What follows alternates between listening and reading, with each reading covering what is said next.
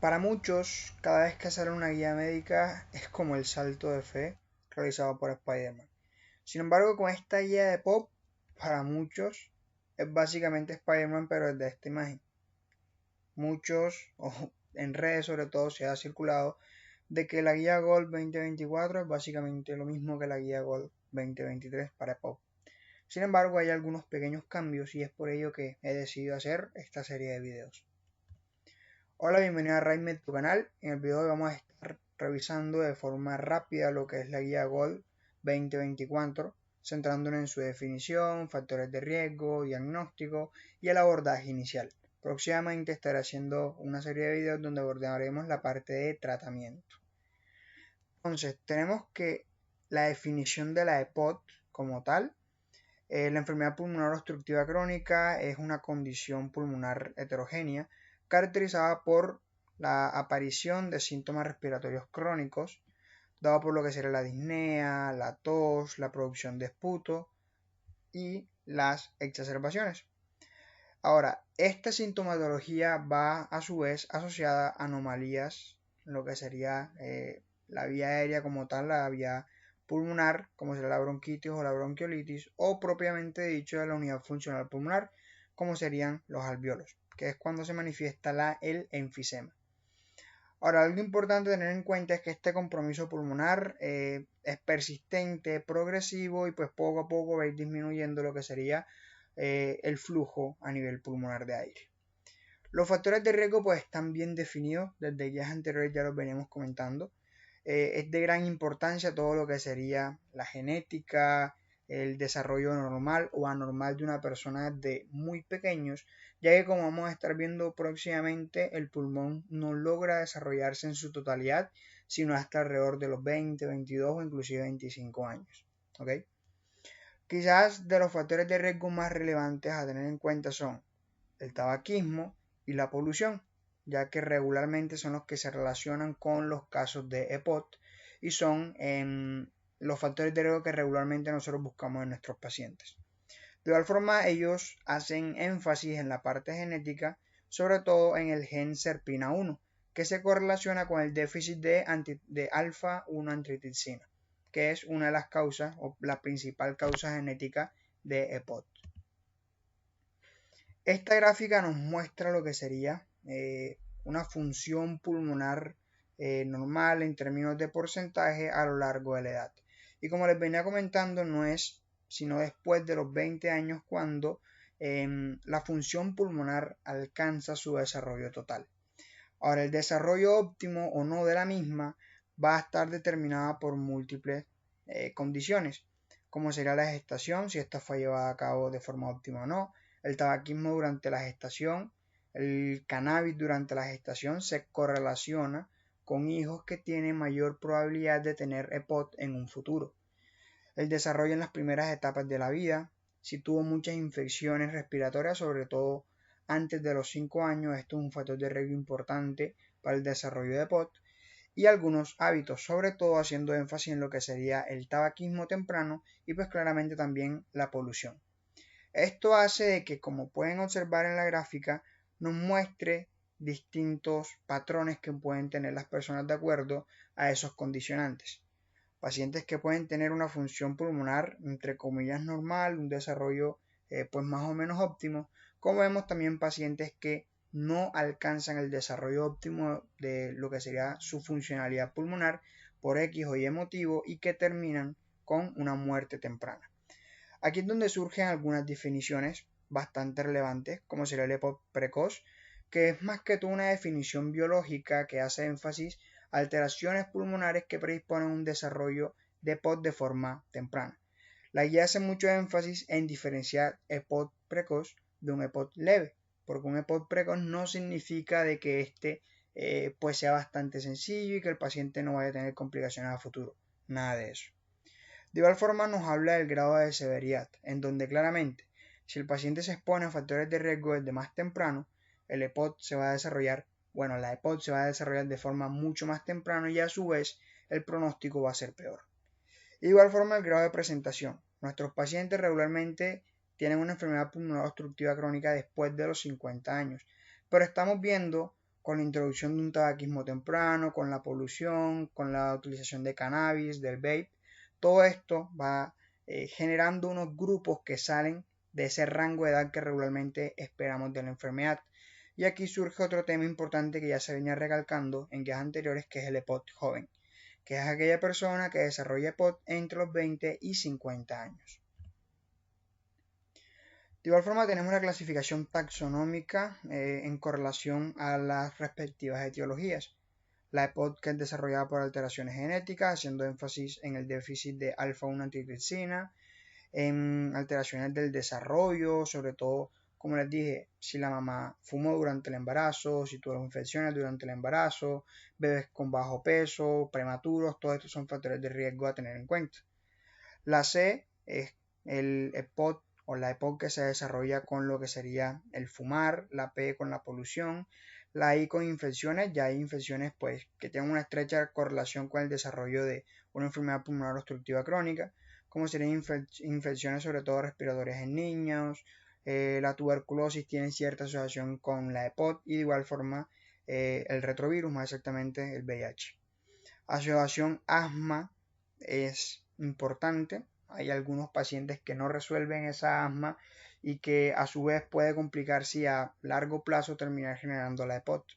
Y pues tenemos un grupo de causas indeterminadas de igual forma. Ahora, ¿cuándo debo sospechar yo de que un paciente tiene una enfermedad pulmonar obstructiva crónica?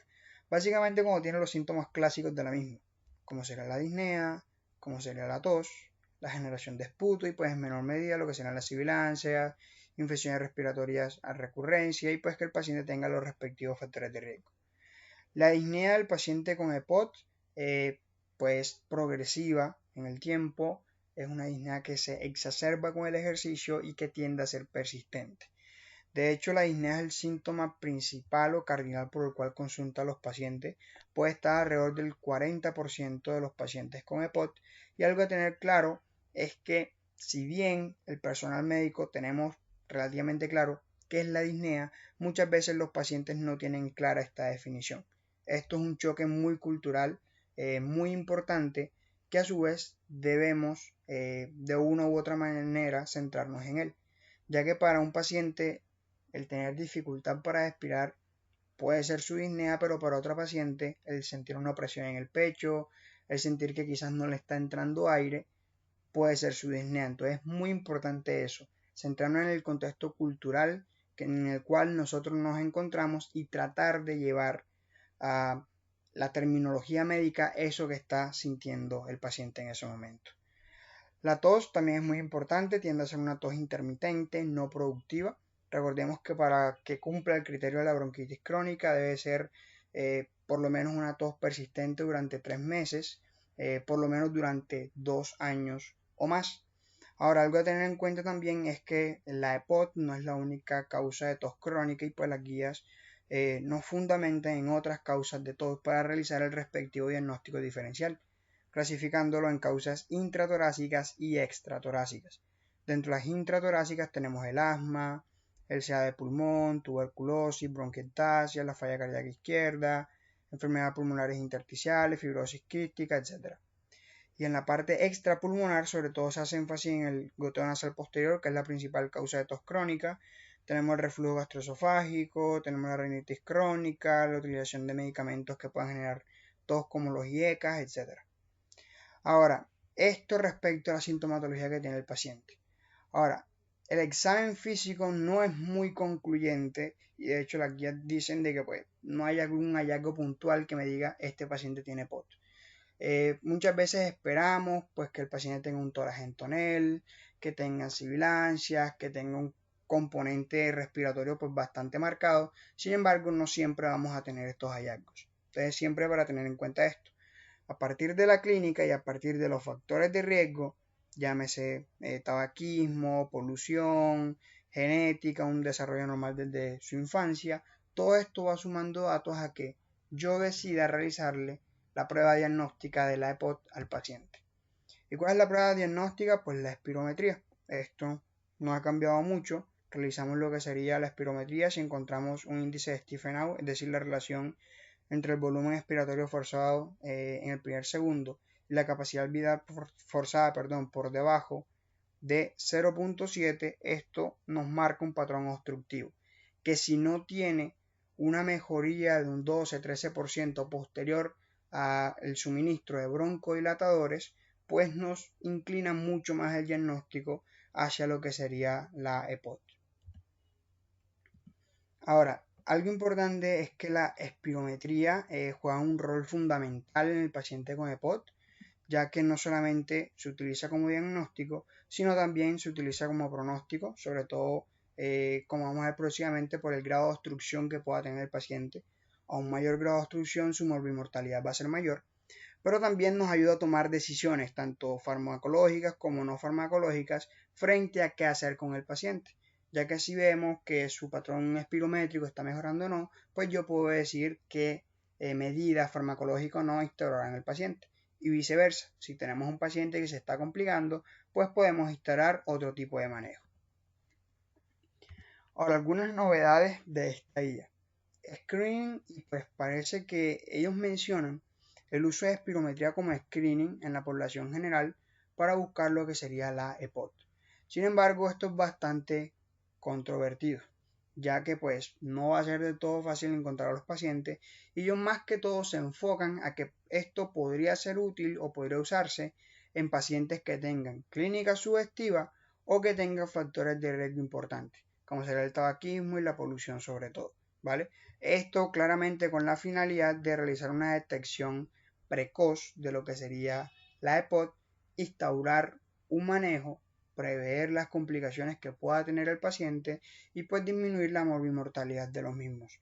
Ahora, esto es algo que recién sale en esta guía, se está tratando de llevar poquito a poquito y pues deben utilizarse datos estadísticos y epidemiológicos, centrarse de acuerdo a cada zona, a cada continente, a cada país, para ver si puede llegar a ser útil o no. Sin embargo, es una novedad que ya se viene incluyendo.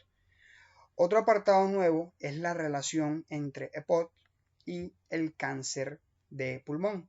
Son dos entidades que comparten factores de riesgo, sobre todo lo que sería la edad.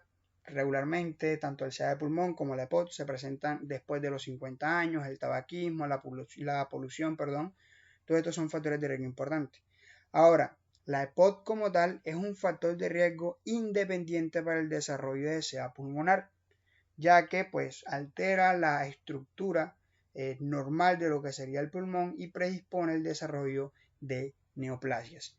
Entonces, en la guía sobre todo se fundamenta en la búsqueda activa de estas entidades, sobre todo en poblaciones entre 50 y 80 años, que tengan factores de riesgo significativos como será el tabaquismo pesado, y es básicamente con la finalidad de, si yo tengo un paciente con un SIDA de pulmón, debo buscar la EPOT, ya que se han encontrado en estudios que pacientes con SIDA de pulmón que tienen enfisemas, por ejemplo, secundarios de EPOT, tienen una morbimortalidad mucho mayor. Entonces, este apartado básicamente tiene como finalidad el manejo de las comorbilidades, el manejo óptimo de la EPOT y del SIDA de pulmón para disminuir y mejorar la morbimortalidad de los pacientes. Entonces, ellos sobre todo fundamentan la utilización de la tomografía y de la espirometría en este grupo de pacientes, ¿vale? Ahora, otras ayudas diagnósticas que pues siempre se han mencionado, el DLCO, que más que todo lo vamos a solicitar en pacientes sintomáticos con una desproporción espirométrica, es decir, que los hallazgos en la espirometría no me marquen un patrón obstructivo que vaya acorde con la sintomatología del paciente. Recordemos que un DLCO por debajo del 80% del predicho me predispone a que el paciente pueda tener EPOT en el futuro, y si es mucho más bajo de esto, inclusive por debajo de 60, pues la morbimortalidad aumenta significativamente. Sin embargo, pues también tiene el problema de que esta es una medición que no baja de forma abrupta en el paciente, sino que es bastante progresiva. La pulsioximetría también es importante, sobre todo en el apartado del manejo, cuando vayamos a instaurar la oxigenoterapia al paciente, si es necesario. Las pruebas de ejercicios, hay pacientes que quizás ellos mismos en una situación de reposo no son conscientes del nivel de disnea que tienen. Sin embargo, al ejercitarse, pues dicha disnea se hace notoria. Sobre todo ellos mencionan lo que sería la prueba de marcha de 6 minutos. La radiografía de tórax pues no tiene un valor en el diagnóstico como tal de la EPOD, más que todo se utiliza para excluir diagnósticos diferenciales.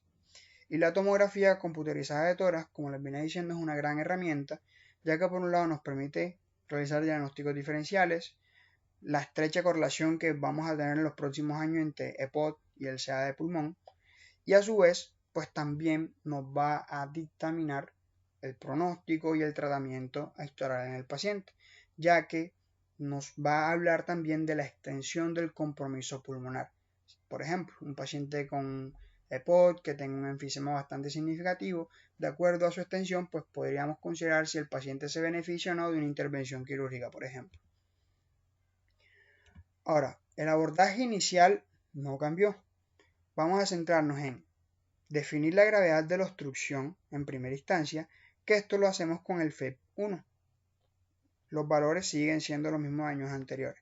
Clasificado al paciente como GOL 1 hasta GOL 4, siendo GOL 4 la obstrucción de flujo más severa, que es menos del 30%, y GOL 1 una obstrucción prácticamente mínima, que es cuando el FEP1 esté por encima del 80% del predicho. Ahora, por otro lado, tenemos la magnitud de los síntomas, que para ello vamos a utilizar dos escalas, la MRC para lo que sería la disnea y la escala CAT. La MRC básicamente es realizarle preguntas al paciente y evaluar qué tan severa es esa disnea, y de acuerdo a eso pues nosotros le vamos a instaurar un puntaje. Mientras que la CAT es, además de la disnea, pues me evalúa de forma general otros síntomas que pueden presentarse en el paciente, como la presencia de tos, de moco, de dolor torácico, de que no pueda dormir, de que tenga poca energía, y pues esto de igual forma me va a dar una puntuación. Esto es importante ya que la correlación de la sintomatología del paciente con las exacerbaciones, que es el punto siguiente que sigue, pues va a marcar la pauta de cuál va a ser el manejo óptimo para los pacientes. ¿Ok? Por ello que las exacerbaciones también son importantes, no solamente el número de las mismas, sino la intensidad, haciendo énfasis sobre todo si el paciente requirió hospitalización o no. Las comorbilidades importantes, al igual que otra patología, si manejamos las comorbilidades, va a ser mucho más fácil manejar la enfermedad que tenemos enfrente, que en este caso es la EPOD. Pero si tenemos un paciente con, por ejemplo, un CA de pulmón metastásico que no está en manejo, una hipertensión fuera de metas, una diabetes fuera de metas, pues todo va a ser mucho más severo y la morbimortalidad del paciente va a aumentar.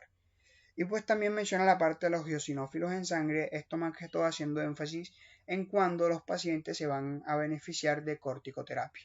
Que esto pues lo vamos a estar viendo en el próximo video donde vamos a abordar la parte de tratamiento. Y pues todo esto, lo que les acabo de comentar, este abordaje inicial se va a resumir en esta tabla, en donde tenemos en primera instancia paciente que tiene sintomatología sugestiva, tiene factores de riesgo para la EPOD, etc. Y encontramos un índice de Stephenov por debajo de 0.7.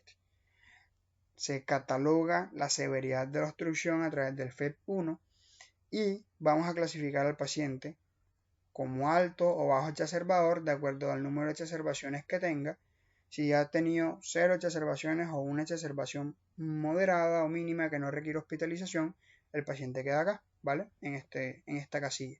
Ahora, si el paciente ha tenido 2 exacerbaciones o por lo menos una exacerbación que requirió hospitalización, pues ya que queda catalogado en el grupo E, que va a tener un manejo específico. Ahora, este paciente que prácticamente no ha tenido exacerbaciones o solamente ha tenido uno, lo vamos a clasificar como un GOLD A o B de acuerdo a qué tan sintomático sea. Y la sintomatología pues nos va a dar el puntaje de la MRC y del puntaje CAT, que ya lo estuvimos viendo de igual forma acá. Con esto hemos terminado el video de hoy, espero que te haya gustado. Si es así, considera suscribirte al canal y activar la campana de notificaciones para que estés atento a todo nuestro contenido. Próximamente vamos a estar subiendo la segunda parte de la revisión de la guía GOLD 2024.